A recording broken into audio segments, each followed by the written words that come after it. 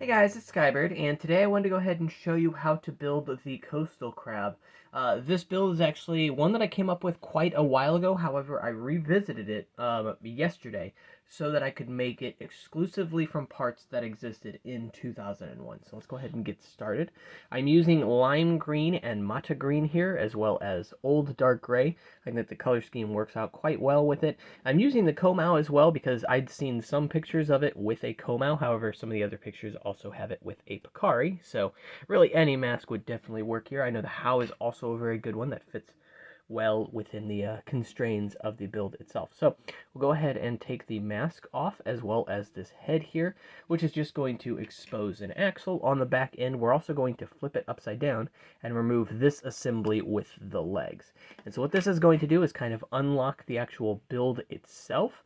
And now we will actually be able to separate things into 3 or technically 4 major structures. So you'll have the actual claw mouth area of the build. You'll have each arm assembly and then the legs here. So we'll go ahead and put things out of the way for just a moment, and we'll start out with the arm assembly here. So let's go ahead and just remove these couple of lift arms just for a second so that we can take a look at this assembly.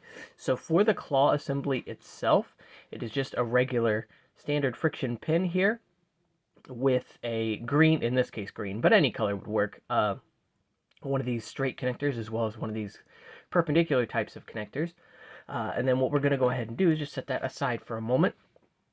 I should mention too, it's on a number 3 axle as well, but we have this second assembly here, which is using a few more of these straight connectors, as well as a number 3 axle, a number 2 axle, and a couple of the thin number 2 shaped lift arms. So we'll actually go ahead and put those on those number 3 lift arms, with the axle facing away from the thinner lift arms here. And what we're actually going to do is take another thin lift arm, this time 3 in length, put a number 2 axle on that as well, and just put that on that axle here. So we're going to end up getting this assembly, which we will actually put on this claw here.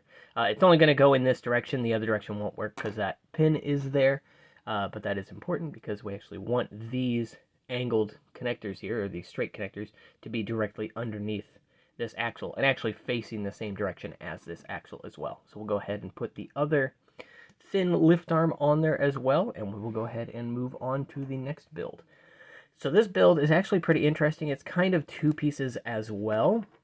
We've got this sub-assembly here, which is actually just going to be a number 4 angled connector here, with a ball on one end, but a number 2 axle on each of those ends as well. So we'll put the ball on one side. This is going to be the eye, and then we're going to put that number 2 axle into one of these L-shaped 4 long or 4x2 lift arms. On the bottom side, we're just going to put one of these black friction pins, and then we'll also put a frictionless pin here. You can do a friction pin as well, but friction pins weren't actually introduced in LEGO until 2002.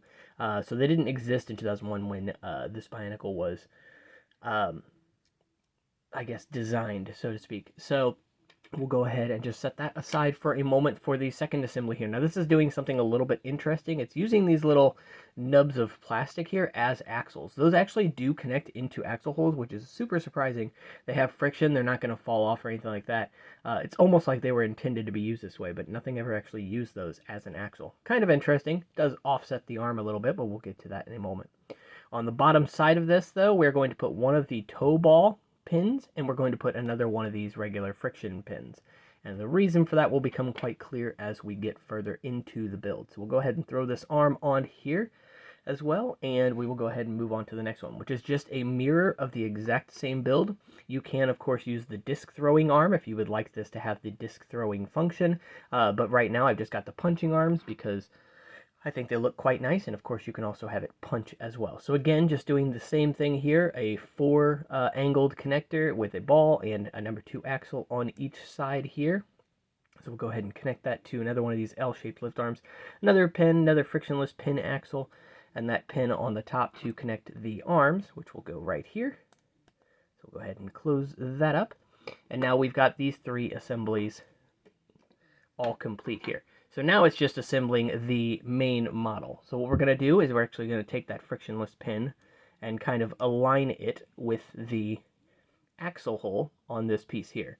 And that's going to allow this kind of to move out of the way here for a little bit, but we're going to actually fix it in place in just a moment with that leg build that we actually designed earlier. So we'll go ahead and just talk about that real quick.